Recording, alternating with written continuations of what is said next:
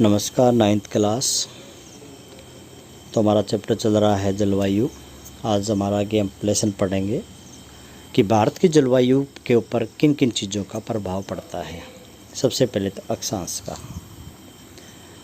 कर्कवृत्त देश के बीचों बीच जो कर्क रेखा है, हमने पिछले लेसन में पढ़ा था। कर्क रेखा भारत के बीचों बीच से गुजरती है। कर्क रेखा भारत को 2 भागों में डिवाइड करती है। पश्चिम में कच्छ के रण से लेकर पूर्व में मिजोरम से होकर ये रेखा गुजरती है। देश का लगभग आधा भाग कर्क रेखा से दक्षिण में, आधा भाग कर्क रेखा के उत्तर में, जो कि दक्षिण वाला भाग है, क्योंकि जो कर्क रेखा और भूमध्य रेखा इन दोनों के बीच के पार्ट को हम उष्णकटिबंधीय क्षेत्र कहते हैं। जो हमारा पूरा ग्लोब है, ग्लोब के जो सेंटर से जो लाइन गुजर रही है ये होती है भूमध्य रेखा। ये ऊपर वाला हिस्सा हमारा ये है उत्तरी ध्रुव और नीचे वाला हमारा दक्षिणी गोलार्ध। ये दक्षिणी गोलार्ध है। भारत उत्तरी गोलार्ध में है। तो ऊपर वाले पार्ट को 2 रेखाएं अलग अलग भागों में डिवाइड करती है। ऊपर वाले पार्ट के हम 3 टुकड़े बनाएंगे। अब ये जो रेखा है ना, ये कर्क रेखा है। ये कर्क रेखा है। इस कर्क रेखा के आधा भारत नीचे है, आधा भारत ऊपर है। अब ये 3 पार्ट क्यों बनाए हैं? जलवायु के हिसाब से।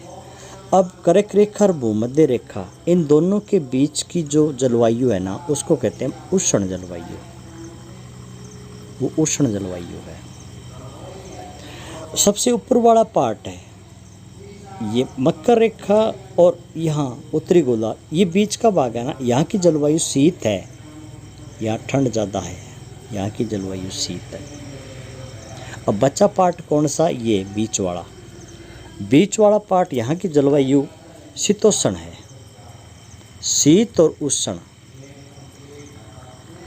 यहाँ की जलवायु शीतोष्ण है। तो यहाँ क्या कहना चाहता है? हमारी जलवायु आधा भारत हमारा उष्ण में आ गया और आधा भाग हमारा शीतोष्ण में है, क्योंकि कर्क रेखा भारत के बीचों बीच से गुजरती है। इसलिए भारत की जलवायु उष्णकटिबंधीय जलवायु भी है, नीचे दक्षिण भारत की, ऊपर उत्तरी भारत की जलवायु हमारी शीतोष्ण कह सकते हैं। शीतोष्ण दोनों प्रकार की जलवायु हमारे देश की विशेषता है। ऊंचाई की बात करें तो भारत के उत्तर में हिमालय पर्वत है, जिसकी औसत ऊंचाई 6000 मीटर औसत ऊंचाई है। हालांकि कई चोटियाँ तो 8-8 साढ़े 8,000 मीटर ऊंची है औसत ऊंचाई। अधिकतम ऊंचाई लगभग भारत का तटीय क्षेत्र है हमारा, पूर्वी तट, पश्चिमी तट, दोनों तरफ पहाड़ियाँ हैं। इनकी ऊंचाई भी लगभग 30 मीटर के आसपास है। हिमालय मध्य एशिया से होने वाली ठंडी हवाओं को भारतीय उपमहाद्वीप में आने से रोकता है।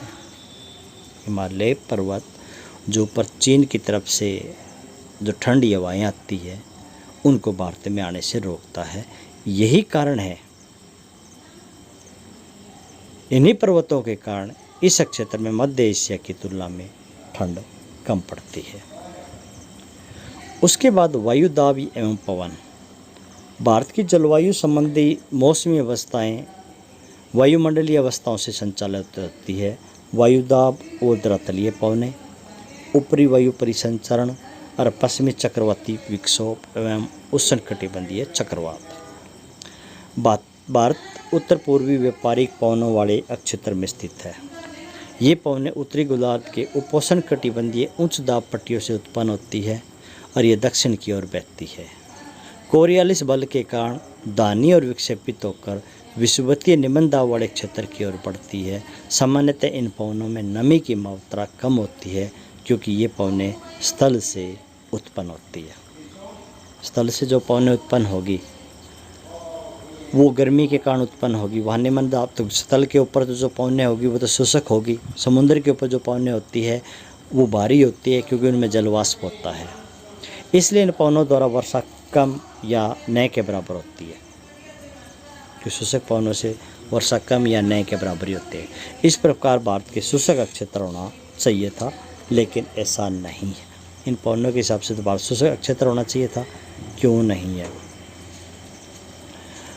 भारत में वायुदाब तथा पवन तंत्र अद्वितीय है। शीत ऋतु में हिमालय के उत्तर में उच्च दाब हो जाता है। सर्दियों में क्या है, मैदानी भागों में उच्च दाब हो जाता है। क्यों? वहाँ ओस पड़ती है। ओस के कारण वायु में नमी आ जाती है। नमी के कारण वायु दाब वहाँ पर ज़्यादा हो जाता है। इस क्षेत्र में ठंडी हवाएं चलती है और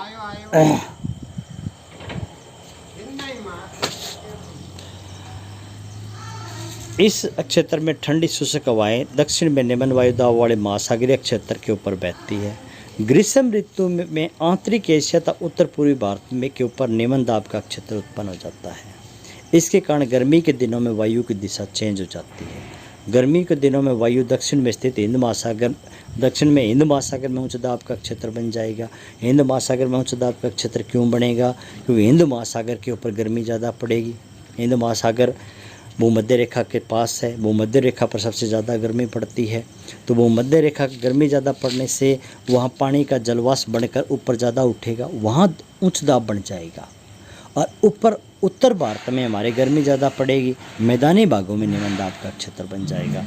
तो पवनें दक्षिण पूर्व दिशा की ओर यानी कि विषुवत को पार करके दाहिनी ओर मुड़ते हुए भारतीय उपमहाद्वीप पर निम्न दाब की ओर बहने लगती है। इन्हें दक्षिण पश्चिम मानसून पवनें कहते हैं। ये पवनें कोषण यानी कि महासागरों के ऊपर से आती है, जिसके कारण ये महासागरों में से नमी ग्रहण कर लेती है और भारत में वर्षा होने का कारण ये दक्षिण पश्चिम मानसून पवनें ही है। इस प्रदेश में ऊपरी वायु परिसंचरण पश्चिम प्रवाह के प्रभाव में होता है। इसी प्रवाह का एक मुख्य घटक होता है जेट वायुधारा। जेट वायुधारा लगभग 27 डिग्री से 30 डिग्री उत्तर अक्षांशों के बीच में स्थित है, इसलिए इन्हें उपोष्ण कटिबंधीय पश्चिम जेट वायुधारा भी कहते हैं। भारत में ये जेट वायुधाराएं ग्रीष्म ऋतु को छोड़कर पूरे वर्ष हिमालय के दक्षिण की ओर बहती है।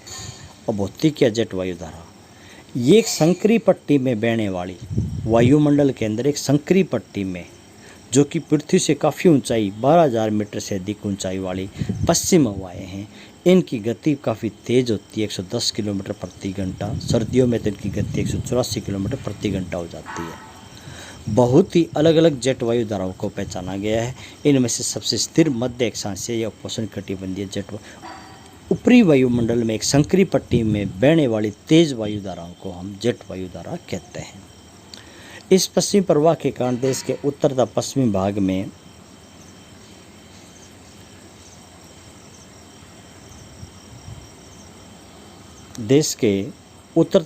भाग में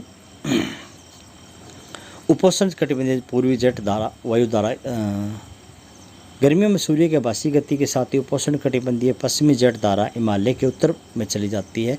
एक पूर्वी जेट धारा जिसे हम उपोष्ण कटिबंधीय जेट धारा कहते हैं, गर्मी के महीनों में प्रायद्वीपीय भारत के ऊपर लगभग 14 डिग्री उत्तरी अक्षांश में ये प्रवाहित होती है। पश्चिम चक्रवातीय विक्षोभ सर्दी के महीनों में उत्पन्न होने वाले पश्चिम चक्रवातीय विक्षोभ भूमध्य सागरीय क्षेत्र में आने वाले पश्चिमी प्रवाह के कारण होता है। वे प्राय भारत के उत्तर या उत्तर पश्चिमी क्षेत्रों को प्रभावित करती है। उष्ण कटिबंधीय चक्रवाती मानसूनी महीनों के साथ साथ अक्टूबर या नवंबर के महीनों में आते हैं और ये पूर्वी प्रवाह के एक भाग होते हैं और देश के तटीय क्षेत्रों के ऊपर इनका प्रभाव ज़्यादा होता है। क्या आपने आंध्र प्रदेश या उड़ीसा के तट पर उनके द्वारा किए गए कई बार विनाशकारी तूफान आते हैं नवंबर अक्टूबर के अंदर? ये कहता है इन पश्चिम विक्षोभ या इन जो पश्चिम की ओर से जो ये पवनें आती हैं, इनके कारण ये ऐसा होता है। उसके बाद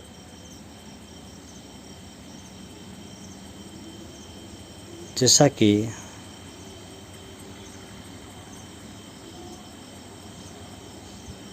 आगे है हमारा भारतीय मानसून।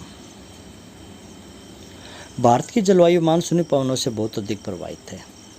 ऐतिहासिक काल से भारत में आने वाले नाविकों ने सबसे पहले मानसून परिघटना का ध्यान दिया था। पवन तंत्र की दिशा उल्ट जाने के कारण उन्हें लाभ हुआ, क्योंकि उनके जहाज पवन के प्रवाह की दिशा पर ही निर्भर थे। अरबवासी जो व्यापारियों की तरह भारत में आए थे, उन लोगों ने पवन तंत्र के इस मौसमी उत्क्रमण को ही मानसून का नाम दिया था। मानसून का प्रभाव उष्णकटिबंधीय क्षेत्रों में लगभग 20 डिग्री उत्तर और 20 डिग्री दक्षिण के बीच रहता है। मानसून की प्रक्रिया को समझने के लिए निम्नलिखित तथ्यों को महत्वपूर्ण होगा। स्थल तथा जल के गर्म व ठंडे होने की विभेदनीय प्रक्रिया के कारण भारत के स्थल भाग पर निम्न वायुदाब का क्षेत्र बनता है, जबकि इसके आसपास के समुद्री भाग पर उच्च वायुदाब का क्षेत्र बनता है। अगर मानसून आने या न आने का कारण क्या है कि गर्मियों में खासकर मई और जून, जिस समय उत्तर भारत में सबसे ज़्यादा गर्मी पड़ती है, ज़्यादा गर्मी पड़ने पर मैदानी भागों में क्या होता है, वायु गर्म होकर ऊपर उठ जाती है। वायु गर्म होकर ऊपर उठ जाएगी तो वहाँ निम्न वायु दाब का क्षेत्र बन जाएगा। वायु का एक नियम है। वायु कैसे चलती है? वायु हमेशा ही उच्च दाब से निम्न दाब की ओर जाएगी। वायु हमेशा ही उच्च दाब से निम्न दाब की ओर जाएगी। तो गर्मियों में क्या होता है, स्थल के ऊपर निम्न वायुदाब का क्षेत्र बन जाता है। वहीं अगर हम समुद्र में बात करें, समुद्र में अगर गर्मियों में क्या होगा, पानी गर्म होगा। पानी गर्म होगा तो भाप बनकर ऊपर उड़ेगा, यानी कि जलवाष्प उठेगा। तो समुद्र के ऊपर उच्च दाब का क्षेत्र बन, क्योंकि समुद्र के ऊपर जो पवन है ना, उनमें जलवाष्प है। जलवाष्प होने से वहाँ उच्च वायुदाब है। तो यहाँ पर वायु की दिशा क्या हो जाएगी, जल से स्थल की ओर, क्योंकि वायु का क्या नियम है, उच्च दाब से निम्न दाब की ओर बहना। ग्रीष्म ऋतु के दिनों में उष्ण कटिबंधीय अभिसरण क्षेत्र की स्थिति गंगा के मैदान या और खिसक जाती है और इसे मानसूनी ऋतु में सामान्य गर्त के नाम से भी जाना जाता है, क्योंकि गर्मियों के ऋतु में खासकर मैदानी भागों में ज़्यादा गर्मी पड़ती है। हिंद महासागर में मेडागास्कर से पूर्व लगभग 20 डिग्री दक्षिण अक्षांश के ऊपर उच्च वायुदाब वाला क्षेत्र होता है। इस उच्च वायुदाब क्षेत्र की स्थिति व तीव्रता भारतीय मानसून को प्रभावित करती है। ग्रीष्म ऋतु में तिब्बत का पठार बहुत अधिक गर्म होता है, जिसके परिणाम स्वरूप पठार के ऊपर समुद्र तल के लगभग 9 किलोमीटर की ऊंचाई पर एक तीव्र ऊर्ध्वाधर वायु धाराओं एवं उच्च दाब का निर्माण होता है। ग्रीष्म ऋतु में हिमालय के उत्तर पश्चिम जेट धाराएं तथा भारतीय महाद्वीप के ऊपर उष्ण कटिबंधीय पूर्वी जेट धाराओं का प्रभाव होता है। इसके अलावा दक्षिण महासागर के ऊपर उच्च दाब की अवस्थाओं में परिवर्तन भी मानसून को प्रभावित करता है। सामान्यतः जब दक्षिणी प्रशांत महासागर के उष्णकटिबंधीय पूर्वी भाग में उच्च दाब होता है, तब हिंद महासागर के उष्णकटिबंधीय पूर्वी भाग में निम्न दाब होता है। लेकिन कुछ विशेष वर्षों में वायुदाब की स्थिति में थोड़ा विपरीत होता जा रहा है तथा पूर्वी प्रशांत महासागर के ऊपर हिंद महासागर की तुलना में निम्न दाब का क्षेत्र बनता जा रहा है। दाब की अवस्था में इस नियतकालिक परिवर्तन को हम दक्षिण दोलन के नाम से जानते हैं। डार्विन उत्तरी ऑस्ट्रेलिया, हिंद महासागर, ताहित प्रशांत महासागर के दाब के अंतर की गणना मानसून की तीव्रता के पूर्व अनुमान के लिए की जाती है, यानी कि इससे ही अनुमान लगता है कि मानसून की गति क्या होगी, मानसून भारत में कितनी वर्षा करेगा। अगर दाब का अंतर ऋणात्मक है तो इसका अर्थ है औसत से कम और देरी से मानसून आएगा, क्योंकि वायु का तो नियम है, वायु हमेशा ही उच्च दाब से निम्न दाब की ओर जाएगी। एल नीनो दक्षिण दोलन से जुड़ा हुआ एक लक्षण है। ये एक गर्म समुद्री जलधारा है। एल नीनो एक गर्म समुद्री जलधारा का नाम है जो पेरू की ठंडी धारा के स्थान पर प्रत्येक 2 या 5 वर्ष के अंतराल में पेरू तट से होकर बहती है। दाब की अवस्था में परिवर्तन का संबंध एल नीनो से है। इसकी इस परिघटना को हम एनसो या एल नीनो दक्षिण दोलन का नाम भी देते हैं।